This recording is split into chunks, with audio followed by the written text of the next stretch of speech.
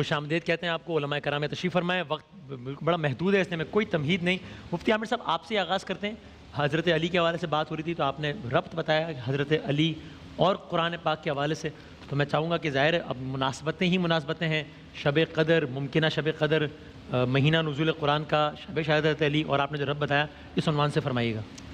بسم اللہ الرحمن الرحیم. بہت شکریہ وسیم بھائی, بجا فرمایا آپ نے کہ شب قدر کی نسبت بھی قرآن سے, علی کی نسبت بھی قرآن سے, تو کیوں نہ قرآن پہ ہی گفتگو ہو. اور قرآن پاک اللہ تبارک و تعالیٰ نے ہمیں ایک عظیم کتاب عطا فرمائی ہے جس کے لیے فرمایا کہ وَلَا رَتْبٍ وَلَا يَابِسٍ إِلَّا فِي كِتَابٍ مُبِينٍ. کوئی خشک و تر چیز ایسی نہیں ہے جس کا ذکر قرآن میں نہ ہو. ہر چیز کا ذکر قرآن کے اندر موجود ہے. حضرت عبداللہ ابن عباس فرماتے ہیں لو دعا لی قال بعیر لوجدتہ فی القرآن الحکیم. اگر میرے اونٹ کی نکیل بھی کھو جائے تو میں قرآن سے پوچھوں گا اور وہ مجھے بتائے گا کہاں ملے گی. اللہ اکبر. مطلب قرآن سے اس طریقے سے استفادہ کرتے تھے اسلاف. اور پھر حضرت عمر سے مروی جو روایت ہے مسلم شریف کی, بڑی مشہور روایت ہے کہ حضور نبی کریم علیہ السلام نے فرمایا کہ ان اللہ یرفع بہذا الکتاب اقواما ویدہ بہ آخرین, کہ اللہ تعالیٰ اس کتاب کے ذریعے ایک قوم کو عروج دیتا ہے, ایک قوم کو زوال دیتا ہے. یعنی قوموں کے عروج اور زوال کے پیچھے یہ کتاب ہے کہ جو اس کی پیروی کر لے تو وہ عروج پا لیتا ہے, عظمتوں کو چھو لیتا ہے, ترقی کر جاتا ہے. اور اگر اس کتاب کو چھوڑ دے تو پھر وہ زوال, پستی اور ناکامی اور محرومی کا شکار ہوتا ہے. اللہ اکبر. تو قرآن حکیم آج ہم مسلمان دیکھیں کہ اللہ تعالیٰ نے اتنی عظیم کتاب دی تھی.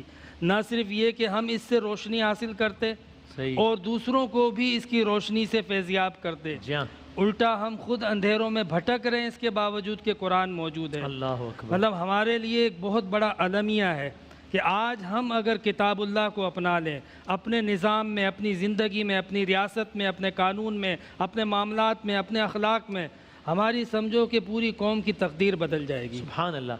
اسی عنوان سے فرمائیں گے. اور داؤدانی صاحب کہ یہ بھی ہے, میں نے کہیں سنا کہ یہی حضرت علی سرکار دو عالم صلی اللہ علیہ وسلم جن کی محبت کا ہم دم بھرتے ہیں اور ظاہر بھرنا چاہیے اور تعمر اور آخری سانس تک, روز محشر یہ منظر بھی دیکھنا پڑ سکتا ہے کہ یہی قرآن پاک شکایت کر رہا ہوں انہی ہستیوں سے کہ جو میرا مقام تھا وہ مجھے دیا نہیں گیا, مجھے اگنور کیا گیا. مجھے خود یہ آیا ہے بسم اللہ الرحمن الرحیم ان قوم اتخذوا ھذا القرآن مہجورا.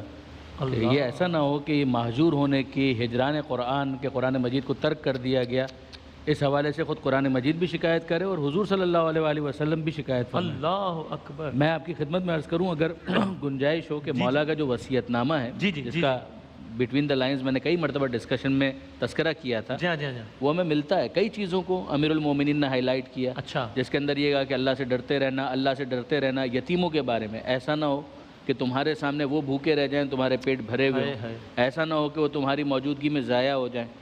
پھر اس کے بعد مولا فرماتے ہیں کہ اللہ اللہ فی جیرانکم, اپنے پڑوسیوں کے بارے میں اللہ سے ڈرتے رہنا. اللہ اتنی تاکید کی پیغمبر اکرم نے پڑوسیوں کے بارے میں کہ ہمیں یہ گمان ہونے لگا کہ شاید ان کا ورثے کے اندر میراث میں بھی حق ہوگا. پھر مولا فرماتے ہیں اللہ اللہ فی القرآن, اللہ سے ڈرتے رہنا, اللہ سے ڈرتے رہنا قرآن کے بارے میں. ایسا نہ ہو کہ تمہارا غیر اس پر عمل کرنے میں سبقت لے جائے. اب آپ صفائی ستھرائی, دوسرے ڈسپلن, وہ سارے امور دیکھ لیجئے کہ جو قرآن تعلیم کرتا ہے اس کے اوپر بہت سی غیر اقوام جو ہیں زیادہ عمل. تو یہ وہی شکوہ ہے جو امیر المومنین نے کیا تھا کہ ایسا نہ ہو کہ دوسرے اس پر عمل کرنے میں تم پر سبقت لے جائیں, اس لیے کہ پھر اس کا اثر تو آئے گا اور اسی طریقے سے آئے گا. پھر اس کے بعد امیر المومنین کا یہ جملہ بھی ہمیں نظر آتا ہے کہ جو بہت قیمتی جملہ ہے کہ مولا فرماتے ہیں کہ اللہ اللہ فی بیت ربکم, اللہ کے گھر کے بارے میں, خانہ کعبہ کے بارے میں ڈرتے رہنا. اگر تم نے اس کا حج کرنا, اس کا طواف کرنا ترک کر دیا, ان ترکا فلم تناظروا, تو یاد رکھنا کہ تمہارا نشان بھی باقی نہیں بچے. آپ انداز دیکھیے, یہ امیر المومنین ضربت کے لگنے کے بعد شہادت سے کچھ پہلے آپ نے وصیت یہ امیر المومنین وصیت فرما رہے ہیں. انہوں نے اس کو اتنا اہم جانا کہ اس موقع پر کہہ رہے ہیں. ایگزیکٹلی. اور آخری جو کنکلوڈنگ ریمارک تھا اس کے اندر وہ فرماتے ہیں کہ یا بنی عبد المطلب, اے عبد المطلب کی اولاد, یعنی اے میری فیملی ممبرز, میری بات کو غور سے سنو. ایسا نہ ہو کہ تم عام مسلمانوں کا خون بہانا شروع کر دو یہ نعرہ لگا کر کہ قتل امیر المومنین, میرے بدلے صرف میرا قاتل مارا جائے گا, ضربتن بضربتن, اور ایک ضربت کے بدلے اسے ایک ہی ضربت لگائی جائے گی.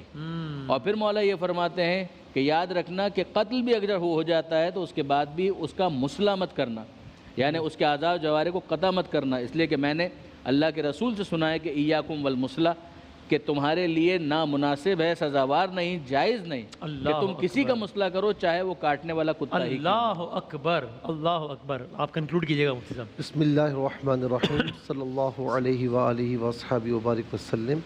سیدنا امیر المؤمنین مولا علی المرتضیٰ رضی اللہ تعالی عنہ کی بہت سی کرامات میں سے ایک کرامت یہ ہے کہ آپ گھوڑے کی رکاب میں ایک پاؤں ڈالتے اور جب دوسرا ڈالتے تو درمیان میں پورا قرآن کریم مکمل فرما دیتے۔ یہ آپ کی کرامت ہے، اور یہ قرآن سے محبت بھی ہے۔ اللہ تبارک و تعالی نے اسی لیے آپ کو یہ کرامت بھی عطا فرمائی تھی، اور قرآن سے جو نسبت ہے وہ مفتی صاحب نے بیان فرمایا، اور میں اسی ضمن میں مولا علی المرتضیٰ رضی اللہ تعالی عنہ کی اتباع کے حوالے سے بھی عرض کروں گا کہ ہم ان سے محبت کی بات کرتے ہیں، ہم ان سے عشق کی بات کرتے ہیں، لیکن یہ محبت اور عشق یاد رکھیے گا کہ بغیر اطاعت کے، بغیر اتباع کے یہ مکمل نہیں ہوگی، معاملہ مکمل نہیں ہوگا۔ یہ محبت علی ہے، کوئی دل لگی نہیں ہے، اس کے تقاضے ہیں۔ جی جی جی، یہ عشق علی ہے، کوئی دل لگی نہیں ہے، تو اس میں ہمیں اتباع کی طرف بھی آنا چاہیے۔ قرآن کے حوالے سے بہت سی باتیں ہوئی، لیکن میں اتنا عرض کروں گا کہ حضور نبی کریم صلی اللہ علیہ وسلم جب طواف مطاف میں تہجد کے وقت، دیکھیں نا، ایک عام قاری جب تلاوت کرتا ہے تو اس کی تلاوت اچھی ہو تو لوگوں کی آنکھوں سے آنسو آتے ہیں، لیکن جب قرآن خود صاحب قرآن تلاوت کر رہے ہیں تو عالم کیا ہوگا؟ تو پھر ابو جہل، ابو سفیان رضی اللہ عنہ جو اس وقت کافر تھے، اور اخنس بن شریک چھپ چھپ کر آتے اور آ کر حضور علیہ السلام کی قرآن کی تلاوت سن کر جاتے۔ اور آخری بات اس میں عرض کروں گا کہ غیر مسلم جب آتے ہیں، جنات کا واقعہ ہے نا کہ جنات آئے تھے، اسلام قبول کیا، کیوں؟ قرآن کی وجہ سے۔ آج غیر مسلم اپنے دل کو، دماغ کو سکون میں ڈالنے کے لیے قرآن کی تلاوت کرتے ہیں، لیکن آج مسلمان قرآن سے دور ہیں، علی والا قرآن سے دور نہیں ہو سکتا کی طرف، جی علی والا قرآن سے دور نہیں ہو سکتا۔ جزاک اللہ، بہت نوازش۔ ایک بریک کے بعد اذان فجر انشاءاللہ۔ یہی ماہ کرم وبصوم غد نويت من شهر رمضان، میں ماہ رمضان کے کل کے روزے کی نیت کرتا ہوں۔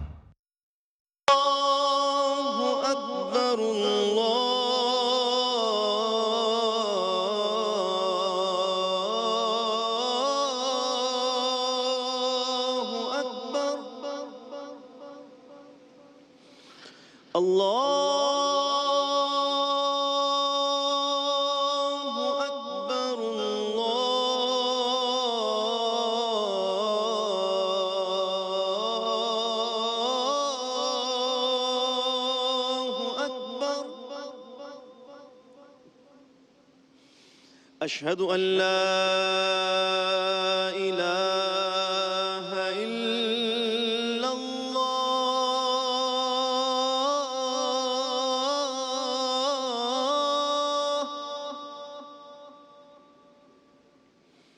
أشهد أن لا إله إلا الله،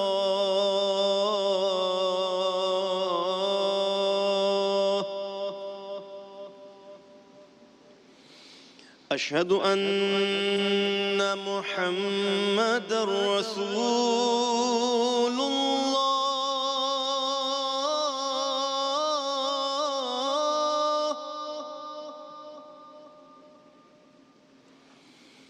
أشهد أن محمد رسول الله،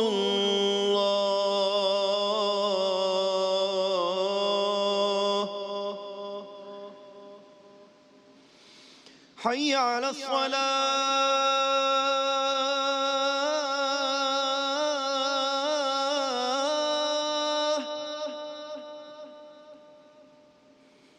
حي على الصلاة،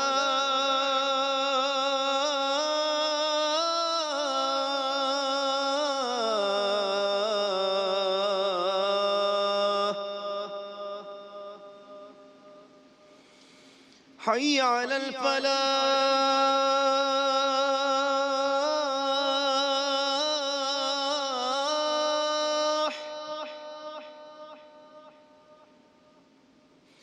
حي على الفلاح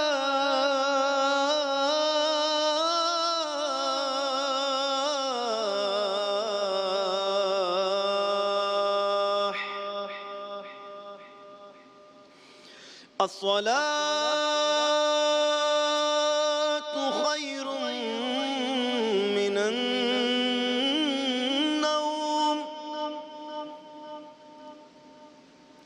الصلاة خير من النوم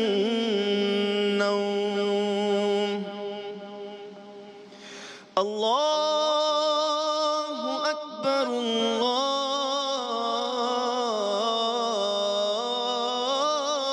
الله أكبر لا إله إلا الله